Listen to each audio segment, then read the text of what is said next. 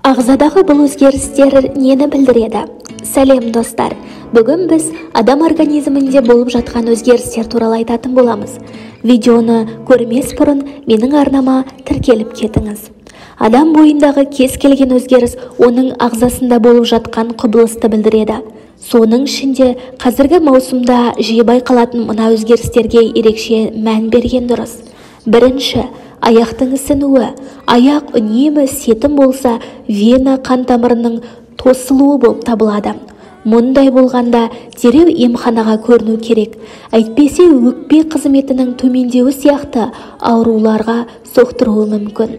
Қолдың терлеуі.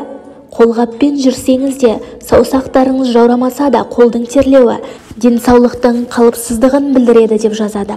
Көру қабілетінің төмендеуі, көзі бұлыңғырлану, көзі құрғау, анық көре алмау сияқты көру қабілеті төмендеудің бейнесі болып табылады. Бұл бауыр қызметінің нашарлауынан хабардар етеді. Тамаққа деген тәбеттің күрт артуы.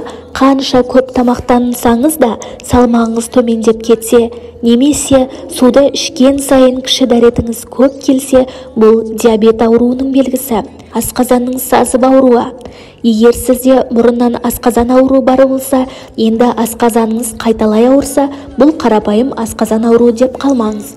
Әдетте жүрек ауруын тудыратын асқазан ауруында асқазан қатты ауырып кетпейді. Тек қарныңыз ашпағандай сезінесіз. Кейбір кезде жүрегіңіз аздап айныйды. Бұл жүрек ауруын қозғайтын асқазан аурулары. Сілекей ағу. Көптеген адамдардың ұйықтағанда аузынан сілекей ағады. Олар басқалардың көріп қалуынан ыңғайсызданып, бұл жағдайды көбінде айтқысы келмейді. Бұған сал қарауға болмайды. Бұл жүйке жүйесінің тосылғанынан дерек береді.